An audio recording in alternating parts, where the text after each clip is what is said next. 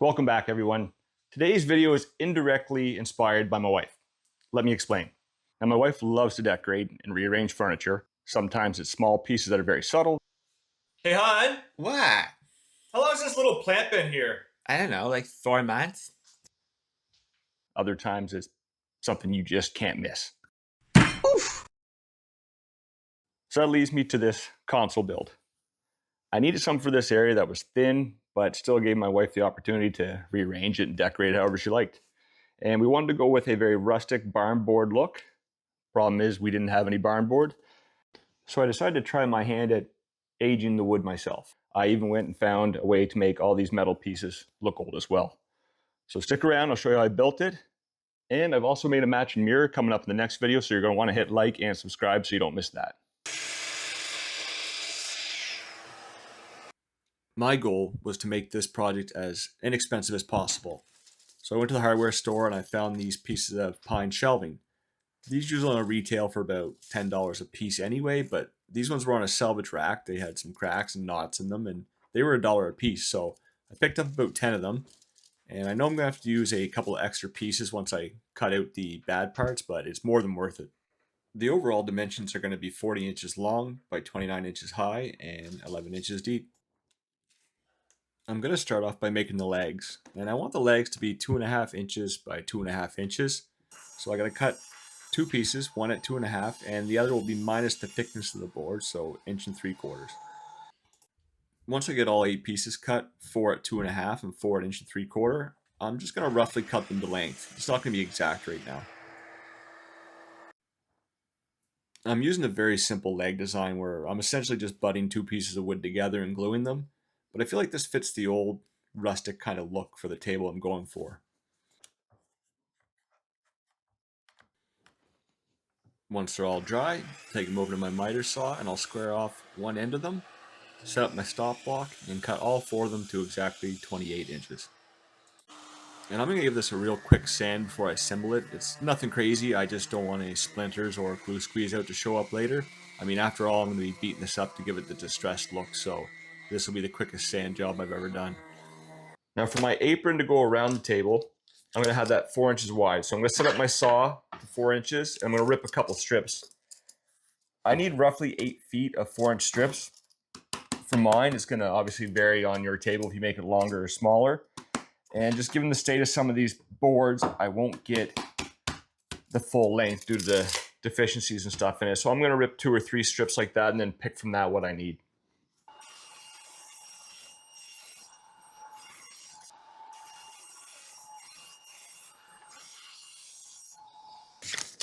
Now I want the overall length of my table to be 40 inches, and I also want to leave a 1/2 inch reveal on the tabletop all the way around. So the length of my aprons are going to be 39 inches to allow for that 1/2 inch on each side. So I'm going to cut 2 of those.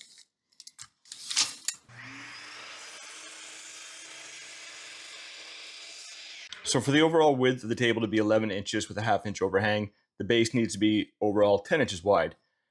But when taking into account, I've already got my long aprons, they're 3/4 inches each. That's another 1.5 inches. So the overall width that I need to cut for this is 8.5 inches. So I'm going to cut 2 of those, and that'll be my 4-inch apron all done.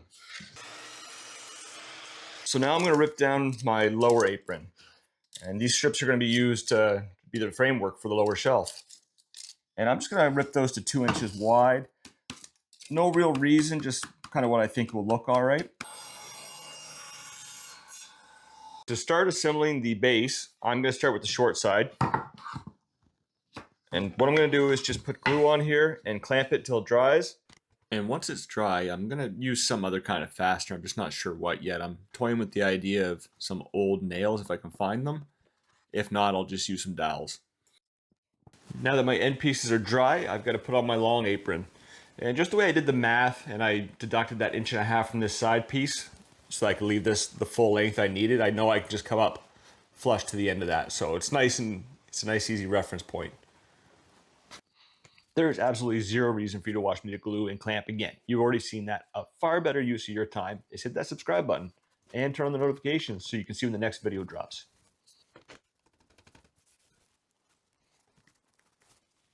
Now I've went ahead and cut 2 identical length pieces here, just to give me a nice base to set this on and handle it a little easier.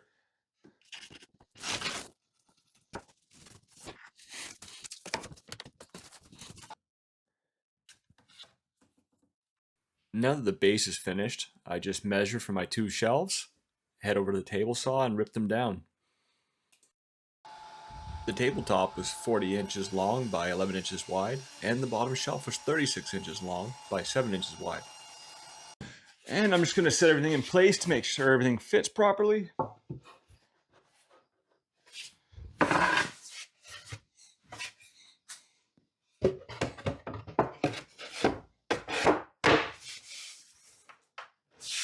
Perfect. Now, before I assemble everything, I'm going to beat it up and give it that distressed look. It's going to be a lot easier to do than when it's all put together.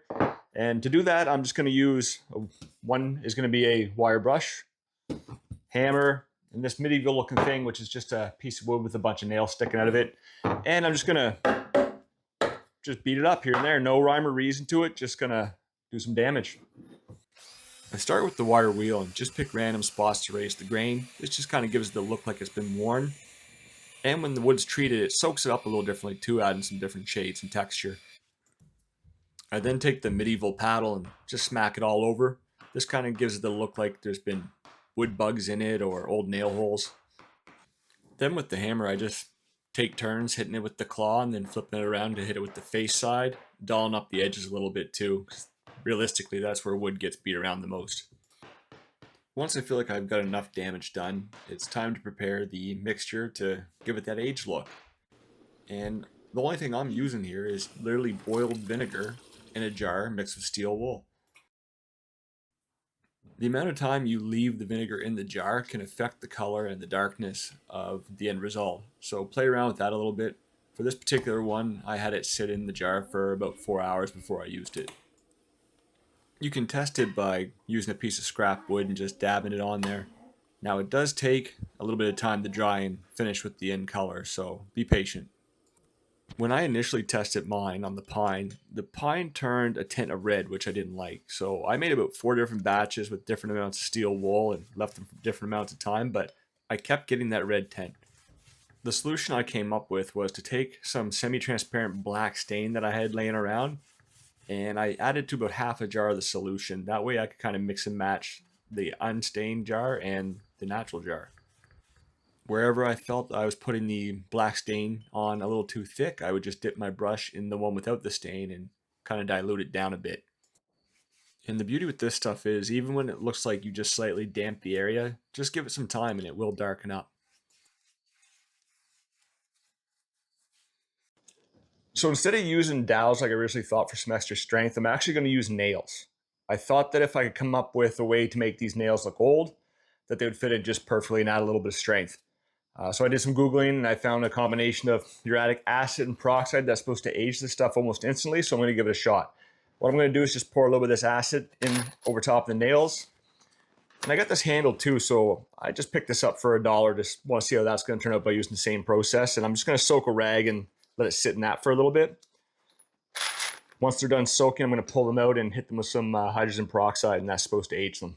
So let's see what we get.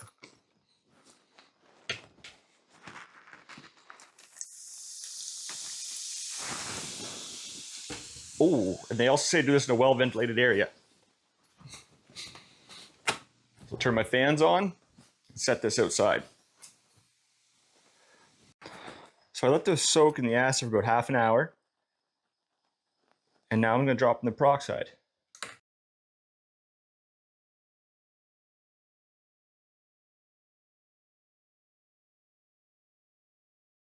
All right, so the nails have been here for about half an hour, so I'm going to have a look at them. Oh yeah. Pretty rusty looking. I think that'll look nice with the rustic look I'm going for.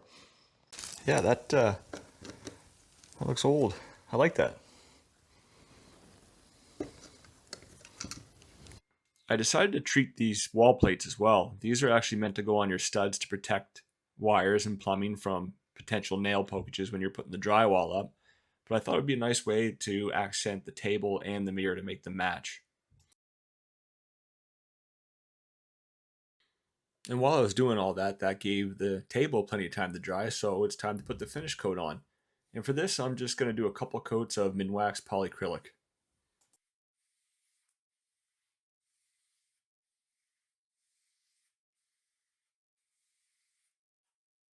So now it's time to install the shelves. And to fasten these, I'm just going to use those nails that I made look rusty. I know normally you'd want to allow a little room for seasonal change and stuff, but with this piece, it's so small, and if it does end up having a hairline crack or something, it's just going to add a little character to it. So I'm not overly concerned with that. I am, though, going to pre-drill my nails. I don't think I have to, but this far along in the piece, I'm just going to be extra cautious so I don't split anything and have some of that bare wood exposed.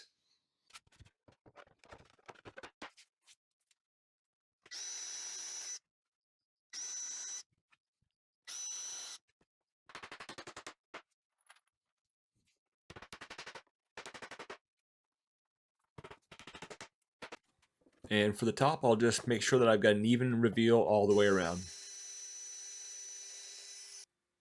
And I just hammer in the nails close to flush, and I'll come back later with a nail set and give them an extra tap. I'll add nails to all four corners. Then I'll add my hardware.